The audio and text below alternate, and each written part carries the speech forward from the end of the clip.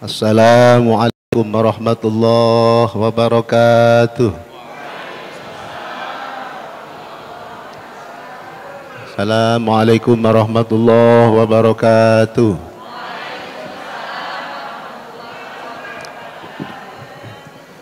Masih pagi kok udah kurang semangat, makanya 3 kali salamnya. Kelihatan semangat. Alhamdulillah. Alhamdulillahil wahidil qahar. Wassalatu wassalamu ala sayyidina Muhammadinil mukhtar wa ala alihi wa ashabihi ajma'in al-athhar. Amma ba'd. Qala Allah ta'ala fil Qur'anil azim. A'udzu billahi minasy syaithanir rajim. Wa min haitsu kharajta fawalli wajhaka syatral masjidil haram wa innahu lal haqqu mir rabbik wa mallahu bighafilin amma ta'malun. Shadaqallahul azim. Hadratal mukarramin, pada para bapak alim ulama, wabil khusus al mukarramah Ibu Nyai Hajah Zaimah Muslih PA, mata'anallahu bidhuli hayatihya fi daraini, amin ya rabbal alamin.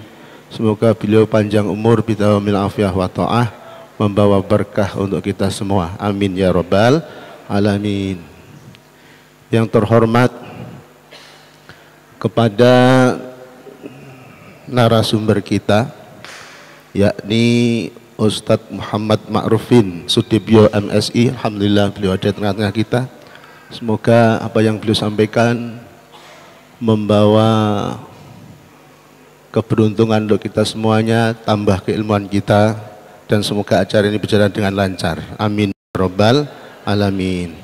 Yang terhormat kepada Bapak Insinyur Haji Yus'i Thayyib, Master of Engineering Science. Beliau sebagai Ketua Yayasan Aswaja dan juga Ketua Dewan Pengurus Takmir Masjid DPT, yang istilah ini insya Allah adanya di Uswatun Hasanah, yang lainnya menggunakan DKM. Ini tentu kita ingat guru kita yang kita peringati 1000 harinya ini. Semoga beliau panjang umur dan siap terus untuk memajukan Masjid Uswatun Hasanah. Nah, amin ya rabbal alamin. Kemudian yang terhormat juga Bapak Ibu Hajah Anggraini Agustin. Beliau termasuk pemimpin Masjid Taklim Uswatun Hasanah dan juga sebagai koordinator konsumsi pada acara siang hari ini. Dan alhamdulillah konsumsi sudah siap ya.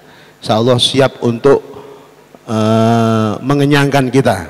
Semoga beliau juga panjang umur, amin ya rabbal alamin. Bapak Kiai Haji Nahari Muslih yang beliau masih dalam perjalanan, semoga bisa nyampe sini memberikan keberkahan untuk kita semua, amin amin ya rabbal alamin. Hadirin hadirat, mukminin mukminat, as'adakumullah wa rahimakumullah. Sebelumnya saya mohon maaf dulu karena yang menduduki meja ini sebetulnya bukan saya. Ya, ini keynote speaker ini adalah beliau Kiai Haji Siril Wafa. Nah, beliau ini anak buahnya Pak Yai ya dulu. Tapi karena beliau belakangan hadir sakit, maka akhirnya saya terpaksa, tidak ada rotan akar pun jadi. Nah, maka dari itu kita doakan beliau semoga segera disembuhkan oleh Allah Subhanahu wa taala dengan membaca Al-Fatihah. A'udzubillahi minasyaitonirrajim. Bismillahirrahmanirrahim. Alhamdulillahirabbil alamin arrahmanir rahim maliki yaumiddin. Iyyaka na'budu wa iyyaka nasta'in ihdinas siratal mustaqim siratal ladzina an'amta 'alaihim ghairil maghdubi 'alaihim waladdallin. Baik, untuk selanjutnya Bapak Ibu, acara ini sebetulnya pengen dimulai jam 9, tapi ya kenyataannya tadi hampir setengah 10 baru dimulai. Maka dari itu acara ini tentu serba disingkat dan disingkat, terutama saya yang nyingkat, Pak Moderator ya. Baik, hadirin hadirat rahmat Allah Subhanahu wa taala, hari ini kita akan membahas atau mengkaji tentang penentuan awal bulan Hijriyah dan arah kiblat. Tadi Pak moderator sudah banyak memberikan stimulus-stimulus untuk membahas hal itu yang terjadi di masyarakat. Dimana sebetulnya itu sudah berulang-ulang, tapi kok tetap beda. Misalkan apa? Kayak penentuan hari raya, itu yang sering sekali. Penentuan hari raya sering beda. Lah itu kenapa? Saya teringat Pak Kiai, beliau dalam hal tersebut berusaha semaksimal mungkin biar umat itu bersatu. Tapi hasilnya tetap berbeda. Nah itu ingat kalau diceritain beliau itu berusaha semaksimal mungkin agar ya bersatu. Dan tapi sebetulnya perkembangannya juga mulai banyak yang mau bersatu walaupun ternyata tetap berbeda. Nah itu dengan hasil tetap berbeda.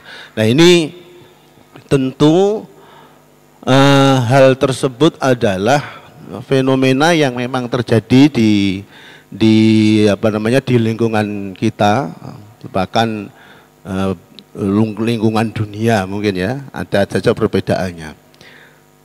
Nah, untuk penentuan awal Hijriyah, bulan Hijriyah ini kalau kita menengok ke belakang tentu adalah kita ingat sejarah di mana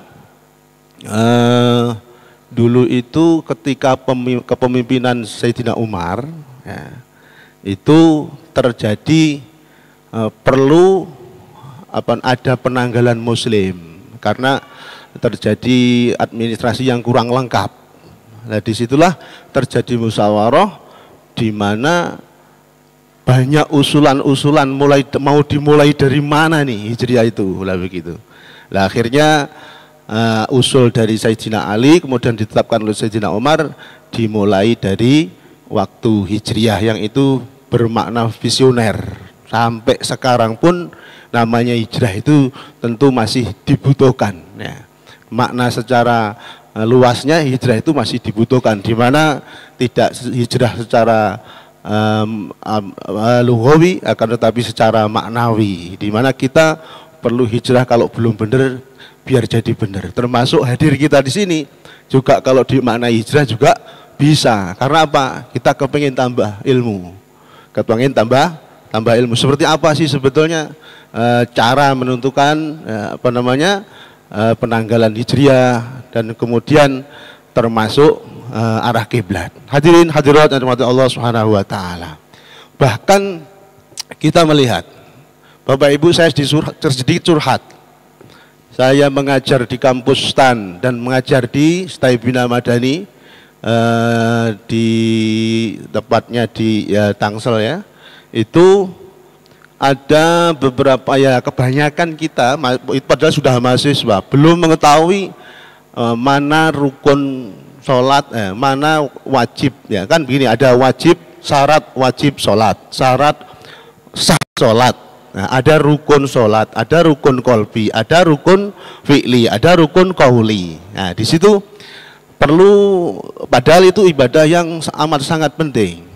Termasuk menjadi sarah sah itu adalah ketika sholat mengerti arah kiblat. Nah ini, arah kiblat ini kok bisa menjadi sesuatu yang penting ya. Dan dalam hal tersebut juga ulama-ulama juga ada perbedaan ya, ada perbedaan. Ada yang syatrol itu ya arah-arah ya, pokoknya kalau di sini pokoknya ngulon ya jadi ya gitu. Nah itu ada yang begitu. Maka kita menemui fenomena-fenomena di masjid-masjid ketika dulu diisukan lempeng ya, lempeng pulau itu bergeser.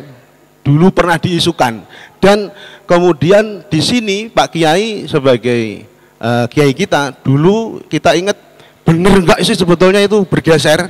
Akhirnya beliau waktu itu subuh-subuh yang masjid ini ya, masjid ini dulu kiblatnya diukur oleh putri beliau, Mbak Ulia, insya Allah punya. Itu salah satu masjid yang diukur arah kiblatnya oleh perempuan. Lah, ketika beliau ada isu-isu lempeng bergeser itu langsung pada memanggil putranya yang bernama Gus Solah itu untuk dicek kembali. Ternyata setelah dicek tidak. Jadi masjid Uswatun Hasanah ini kalau diukur itu kiblatnya itu pas mendekati yakni pintu Ka'bah. Nah, dekat dengan pintu Ka'bah. Nah itu ketika ditarik dengan waktu itu dengan alat sederhana yaitu dengan komputer masih lurus tidak bergerak. Jadi itu ternyata isu saja. Kemudian kita melihat di tempat lain masjid-masjid pada waktu itu akhirnya pada menggeser menggeser softnya termasuk Istiqlal dan konon kabarnya Istiqlal itu kiblatnya juga tidak tepat waktu itu. Bahkan dulu Pak Yai bilang itu arahnya malah ke Kenya, bukan ke Ka'bah lah ini. Nah di sini saya kira hal tersebut nanti perlu kita tahu seperti apa sih sebetulnya menarik kiblat itu. Nah, seperti apa teknisnya dan kemudian bagaimana kalau sholat nggak pas seperti apa, kemudian bagaimana ketika Rasulullah sendiri pernah sholat di atas punggung unta, kemudian keadaannya nggak tidak tepat pada kiblatnya. Nah itu perlu kita dalami di sini. Nah, nanti semoga beliau bisa menyampaikan itu dengan gamblang. Kemudian yang penting juga bagaimana ketika kita di rumah. Nah ini kadang-kadang terus terang ya, kadang-kadang kita ketika berada di luar rumah kita, kalau rumah kita mungkin boleh jadi ada yang sudah dipaskan, diukur, boleh jadi banyak juga yang nggak diukur. Sehingga akhirnya sholat itu pokoknya madhep ngulon. Nah itu nanti beliau insya Allah akan bisa menjawab bagaimana cara mengukur kiblat itu yang apalagi misalkan kalau sekarang ada HP dan lain sebagainya. Kalau nggak bawa itu seperti apa caranya? Nah itu juga perlu ada jawaban pada kajian kali ini sehingga kita pulang benar-benar, apalagi hari ini ada diklatnya. Ada diklatnya, semoga nanti bisa sampai dilatih begitu ya Pak Ma'rufin ya. Itu sangat kita harapkan dan bukan cuman itu, karena maka diharapkan nanti bisa mengikuti dengan seksama yang akhirnya bisa bukan cuman sekedar membawa sertifikat, akan tapi betul-betul membawa keilmuan bisa kita praktekkan di dalam kehidupan kita sehari-hari. Kalau kita mau sholat, nah itu bisa kita gunakan ilmu ini, dan juga misalkan di kantor-kantor dan lain sebagainya. Baik hadirin hadirat yang dimuliakan Allah Subhanahu wa taala, tentu semuanya perlu yang namanya kejelian, ketelitian, perjuangan.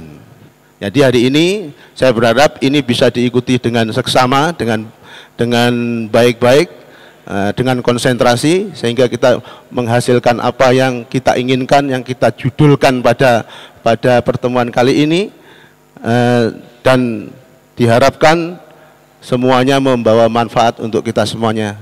Baik, demikian dari saya, sudah diingatkan Pak Moderator dan nggak perlu banyak-banyak. Terima kasih. Assalamualaikum warahmatullahi wabarakatuh.